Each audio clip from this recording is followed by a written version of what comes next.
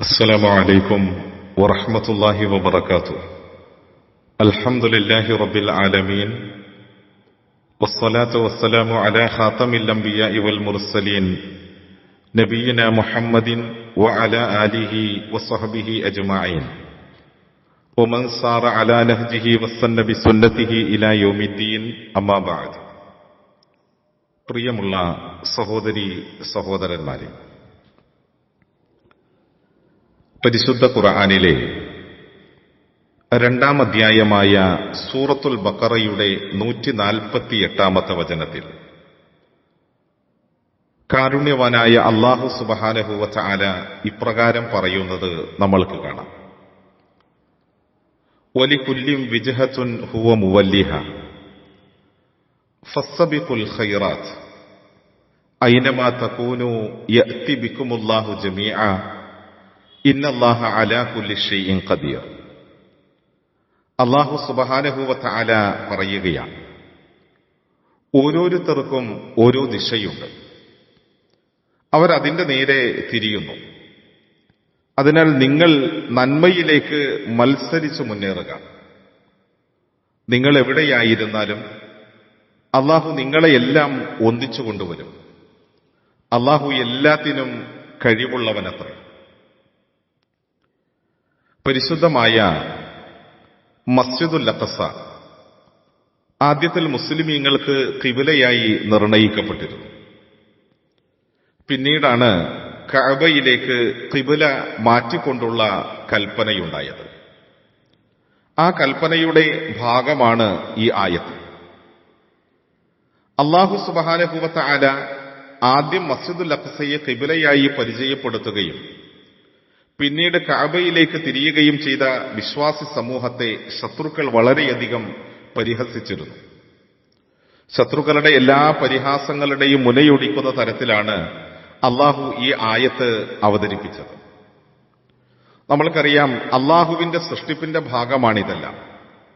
വിവിധ വർണ്ണക്കാരും ഭാഷക്കാരുമായ മനുഷ്യരുള്ളതുപോലെ തന്നെ മതവിശ്വാസങ്ങളിലും മനുഷ്യർ വിഭിന്നരാണ്. അത് ഈ ആയത്തിൽ നിന്ന് മനസ്സിലാക്കാൻ സാധിക്കും. എന്നാൽ ഒരു വിശ്വാസിയെ സംബന്ധിച്ചിടത്തോളം അവൻ എങ്ങനെയായിരിക്കണം എന്നുള്ളത് ഈ ആയത്ത് പഠിപ്പിക്കുന്നുണ്ട്.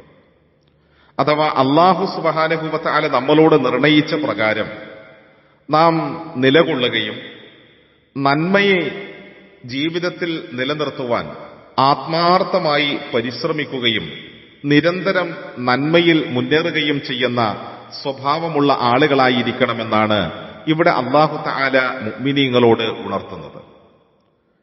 ഒരു മുസ്ലിമായ വ്യക്തിയെ സംബന്ധിച്ചിടത്തോളം ഈ ദുനിയാവും ഈ ദുനിയാവിലെ സുഖസൗകര്യങ്ങളുമല്ലല്ലോ അവന് ഏറെ പ്രാധാന്യമുള്ളത്.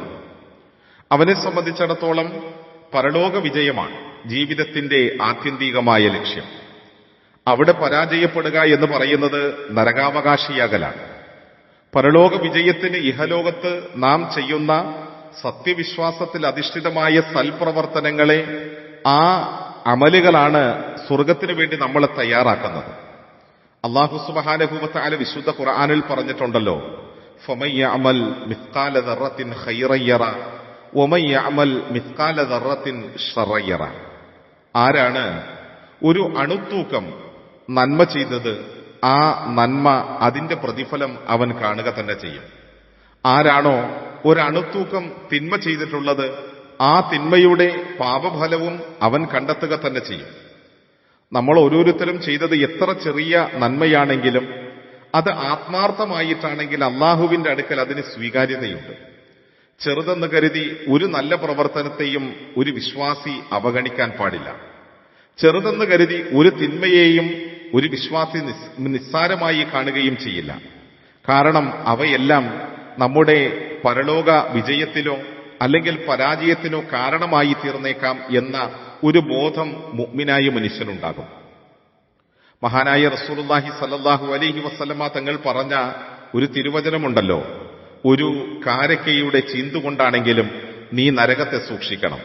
അഥവാ നിന്റെ കയ്യിൽ ധർമ്മം ചെയ്യാനുള്ളത് അത്രത്തോളം നിസ്സാരമായ ഒരു വസ്തുവാണെങ്കിൽ അത് ധർമ്മം ചെയ്തുകൊണ്ടാണെങ്കിലും നീ നിന്റെ ശരീരത്തെ നരകത്തിൽ നിന്ന് കാത്തു സൂക്ഷിക്കണമെന്നാണ്.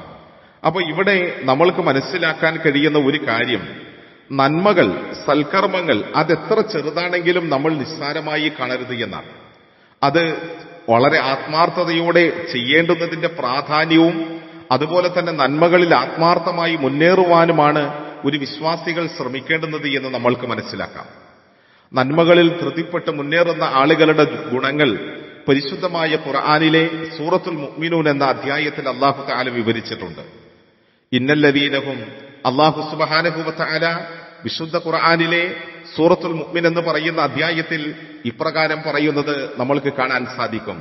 ഇന്നല്ലദീനഹും മിൻ ഖശിയത്തി റബ്ബിഹിം മുഷ്ഫിഖൂൻ വല്ലദീനഹും ബിആയാതി റബ്ബിഹിം യുഅ്മിനൂൻ വല്ലദീനഹും ബിറബ്ബിഹിം ലാ യുശ്രികൂൻ വല്ലദീന യുഅ്തൂന മാ ആതൗ വഖുലൂബുഹും വജില അന്നഹും ഇലാ റബ്ബിഹിം റാജിഊൻ ഉലൈക യുസാരിഊന ഫിൽ ഖൈറാത്ത് വഹും ലഹാ സാബിഖൂൻ.